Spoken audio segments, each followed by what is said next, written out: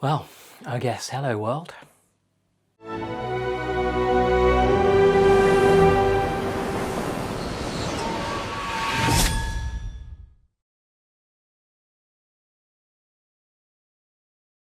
A very warm welcome to the first episode of the Model Railway Photographer.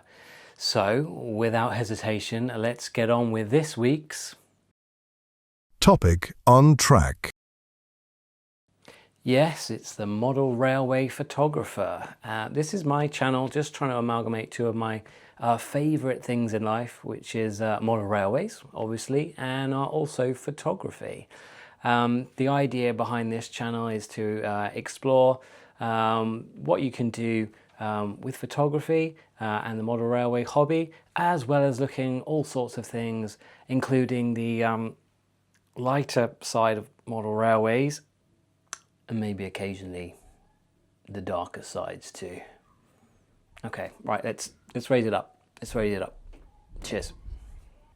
So first of all, I figure I better introduce myself. So I'm David, and this is my channel, the Model Railway Photographer. Figure it's probably best to tell you a bit about my journey in the hobby, which started, well, longer ago than I care to admit, to be perfectly honest with you. So back when I was 7 years old, I was absolutely obsessed with the intercity train set from Hornby. In fact, hang on a second. So what I have here is the Hornby annual catalogue 40th edition. So this was from 1994. And if I have a quick look, I can show it as my bedtime reading. So this right here was my obsession, the Intercity 225 train set, which I wanted more than anything for my 8th birthday. Yeah, it was very, very special. In fact, I tell you what, talking of special, I believe I've got the old price list in here as well. Should we have a look at how much things used to cost in 1994? So let's have a look. Vehicles and people, kits, stations, accessories. Here we go, we've got the good stuff. So a steam locomotive, if you wanted a Coronation Duchess of Norfolk, it would cost you the grand total of £62.45. Things have changed quite a bit, haven't they, in the last 30 odd years. So it was a very, very happy 8th birthday, I'm pleased to report. I did manage to get the Intercity 225 train set, and it was just wonderful. It was everything I wanted. I got a few little extra bits, some signals. I did eventually end up getting a Smoky Joe, I think a Class 47 as well, if memory serves me right, as well as ultimately a Eurostar as well. But obviously things change. You get to your teenage years, and the model railways went away for a little while, but they did come back when I was 18. I had, in fact, I'll show you again because I've got it right to hand. So again, we're breaking out the catalogue here from 1994, but I had a go at this, which was instructions on how to make your own layout, just using basic scatters and things, which actually worked out quite well, to be completely honest with you. That was my first go at a model railway. Unfortunately, it was so long ago, I don't have any pictures of that. That I kept for about a year or so, and then went off to do some further education, and then a long time passed, and then, well, I picked it up in a much bigger way. So I must say I was incredibly fortunate to have some early success coming back into the hobby, as you can see here, but to dive deeper into that is a story for another time. So come along 2022, I became a father, and that becomes all encompassing, and I wasn't quite able to do the golf and things I used to do quite often anymore. So I suddenly decided, you know what would be great, because I'd always kept an old table aside in the garage. If I could clear up the room in the garage, I might just be able to do a new model railway, which is something I'd wanted to do for years. I'd never had the time, the space or the money, but finally I found myself lucky enough to be in a position to be able to create a new model railway. This I called Heverley Bridge, which was a sentimental name that we made up between myself and my wife. And I've got a few photos coming up now of the construction.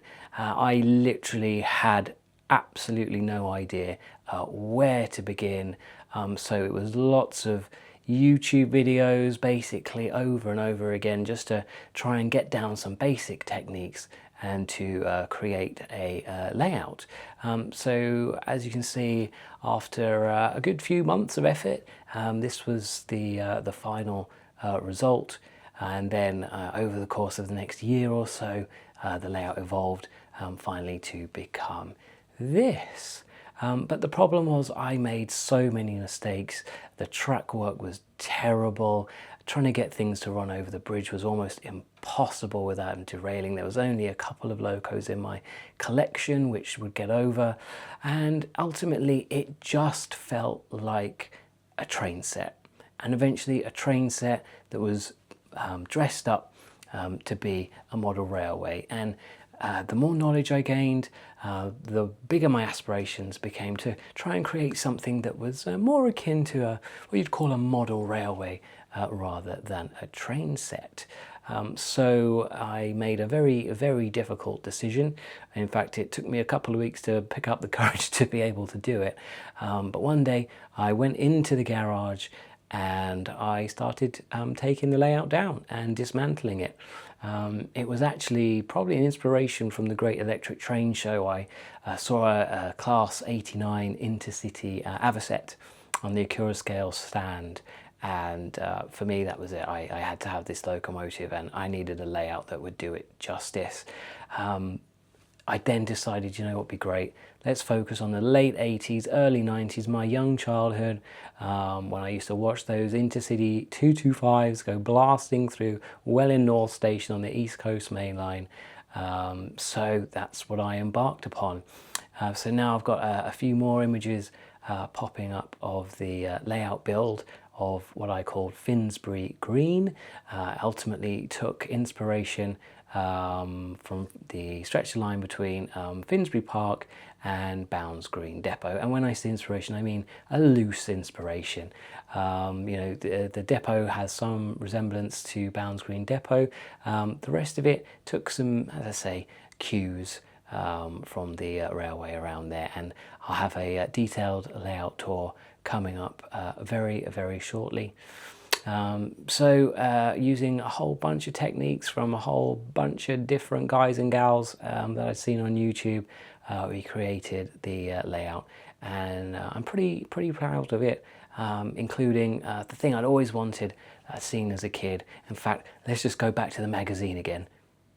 Right, so I've got the trusty 40th edition back out again. It was this image right here. Move my fingers out of the way. You can hopefully see it here, of the Intercity 225 with the overhead catenary. And well, I mean, I saw that photo as a young boy, and wow, did that leave an impression. So this new layout had to have full overhead catenary. So I used the Pico overhead catenary system, which honestly is wonderful. I really do recommend it. It's great. As long as your soldering skills are basic, then yeah, you can put it together. So I've teased you long enough. Let's have a look at the layout. So welcome to the layout. Here we have the depot area, which is loosely based on Bounds Green Depot.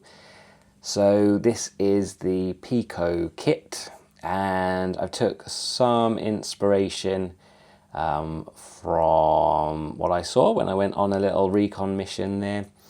So you've got the illuminated pits, which are again the Pico pits, which you can see here. So there's a lot of LEDs and wires coming down from there just to get those all working. Got the Class 90 sat in there at the moment, which is a lovely model, actually. It's great. I've got the DCC Concepts working ground signals there, which is great fun to have those change, so it really adds something. I've put in some detail into the depot as well, so you can see the lifts there, and a few cabinets, and a couple of guys working away, keeping the trains running on the rails. As you can see, I have got full overhead catenary running around the entire layout, with the exception of a head shunt and a siding further around, which I will show you. Behind the depot you can see the main line running past there. So with that, we'll go have a look at the next section. Hello and welcome to the yard area. This, you can see, has a head shunt running behind it there, with some Acura scale cement wagons for the construction liveried locos to haul around. Got a few cars in there. There's some general detritus, like some old barrels and some Jersey barriers, etc., as well as an office block, complete, of course, with a worker waiting to relieve himself in the portable toilet. So yeah, this is just a general area where locos can pull up in the head shunt. The drivers will be able to get out, have a bit of rest, or maybe sign on at the start of the day. That's the general idea. So there we go. Let's have a look at the next bit. So the yard area then transitions over into a park, which is meant to be representative of Finsbury Park, very loosely, as an idea to have that behind the station. And then if we pan over here, you can see there by the signal we've got a siding.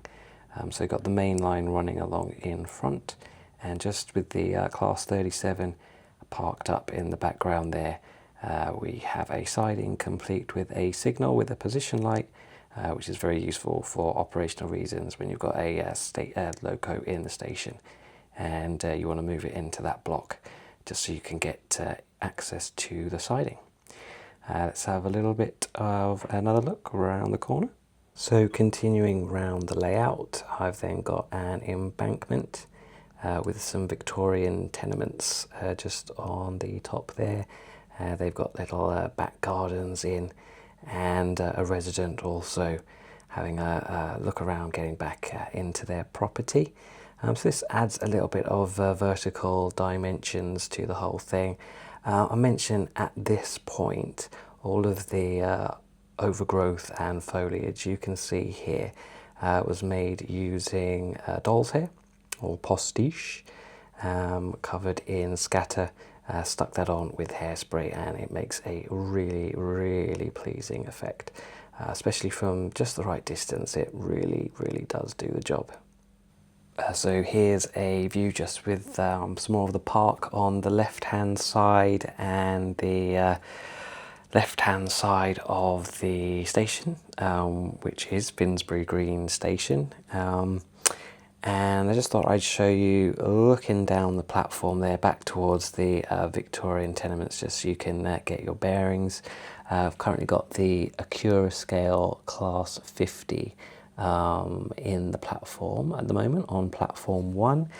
You can see we've got the signal there. It's all block detection, so the signals will change, but I've also got them on switches as well, so I can override from red to green if needs be. So you can see there, just change the signal to green, and then I can switch it straight back to red again. Otherwise they will change depending upon whether the block is occupied, or depending upon the aspect of the following signal, which is really, really satisfying to watch. So let's have a bit more of a bigger overview of the station itself. So here's a high-level overview of Finsbury Green Station. We've got the street scene in the foreground leading up to the station building. You can see the footbridge over there in the distance, as well as some advertising hoardings. We've got the lampposts painted in Network Southeast red, as it is set in the Network Southeast period. So if we just pan around here, we can see just to the other end of the platform. You see we've got a signal the other side there, as well as some gates. These are the platform kits from PJM Models, which were really easy to put together, super nice to paint as well. So I've really tried to go for some of that dirty black brickwork that you see at Finsbury Park Station.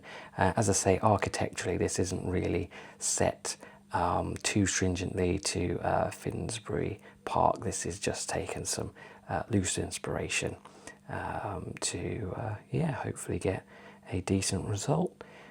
Should we have a look at some of the station details slightly closer up? So just start with one of my favourite features. This was a Model U figure that got scanned at, I can't remember exactly which show it was. I want to say it was Model World Live about a year and a half ago, of me and my son. So I just got him there in my arms and pointing out a nice loco that's going past. So a really special piece that adorns my platform that I'll keep forever. So here you can see a bit more station furniture. We've got a red bin, Finsbury green station sign, which I 3D printed the supports for, and further over that classic Network Southeast bin with their lamppost with, of course, the station number with the Network Southeast branding on as well. All of the fences were also from the PGM range, so just painted those up black and they came out really nice. So here you can see we've got the station shelter, a sign saying welcome to Finsbury Green in Network Southeast branding, as well as some information screens there on the right, and a salt bin, which arguably probably should have been painted red, but I'd already had one from the previous layout painted yellow, so that was popped in there as well. And yeah, it just all adds to the scene. And these are probably my favourite thing on the station actually, are the little Network Southeast clocks.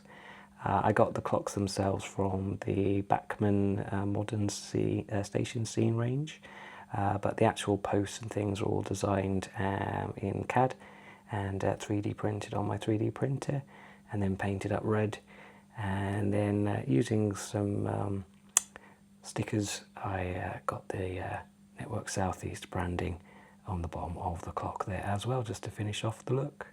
Here's a look at the station building. So again, this was from Bachmann Scenecraft, and it's got some lighting inside, including a ticket machine and a man at a vending machine because he's feeling a little bit peckish. You can probably just see him in the window there. So yeah, it does the job and finishes things off quite nicely in this area. I also popped in some bicycle parking, as I felt that area was a little bit empty out the front of the station, so it just adds a little bit more visual interest. So here's a closer view to the station entrance on the street scene. So we've got a Vauxhall Cavalier parked up in the bottom left there, and we've just got a manhole cover in front of that. And the right hand side of the screen, just see a nice waste bin. It's got a bit of graffiti on it just to add some interest. So then if we pan round, we can see we've got a man getting a parking ticket for his car, and a red Ford Escort there as well, very 80s, and we've got a nice street lamp which does of course illuminate in the dark. It looks really good. And then behind that we've got the fencing and some overgrowth with the station there in the background. And finally we've made it all the way around to the opposite side of the layout from the depot. Just got an area here with some overgrowth just by the edge of the platform with the signal there in the distance, and the end of the platforms leading off into, as I say, just some overgrowth and general detritus. This then leads off into the fiddle yard and completes the layout. So one other feature of the layout I thought it was worth mentioning was this. So my old layout, like many people, had a name board just to display what it was.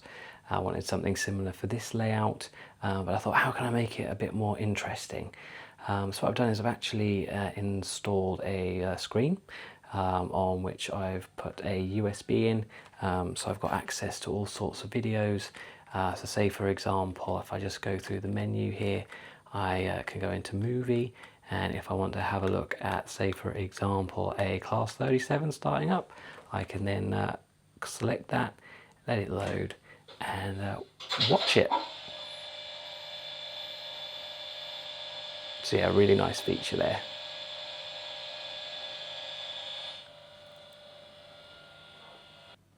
Well, I really hope you enjoyed that layout tour of Finsbury Green. It's not the biggest layout, it's about 10 foot by 6 foot, but that's all the space I had available, so tried to do the best I could with the space. And yeah, I'm really pleased with it. I mean, the heat wave that we've had very recently has caused a few little issues. I did leave expansion gaps, but when you've got, well, I think 40 degrees was about the highest I measured the track temperature. It wasn't quite enough, and I had some issues with some points shifting, some curves moving out slightly, but everything's now settled and in place, and it's all running really, really nicely. Well, that concludes this section of the episode, and now we'll move on to the next section. So what is this next feature? It's called Running on Rails. So every episode I'm going to do this feature called Running on Rails, and it's basically going to be a cinematic running session. This is the model railway photographer after all, so trying to get that decent production value in there, some nice color grading on the shots, and I really, really do hope you enjoy it. Running on rails.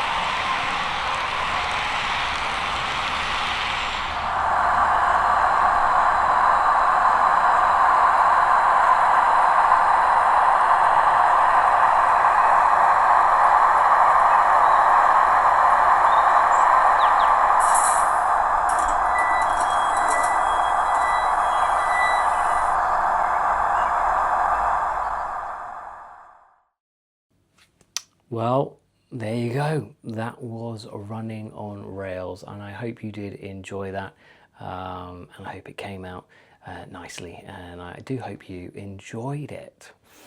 So there's going to be one other regular feature that I'm going to be putting out on every episode, and that's going to be the not so weekly whistle. So that section is going to be where I play you a sound of a whistle, or it could be a horn, and then you lucky people get to guess what you think it might be. And then if you've got any ideas, pop them down in the comments section so I can see who's getting close, and then the next episode will reveal the answer. So are you ready for the challenge? I think you are. Let's check out this week's Not so weekly whistle.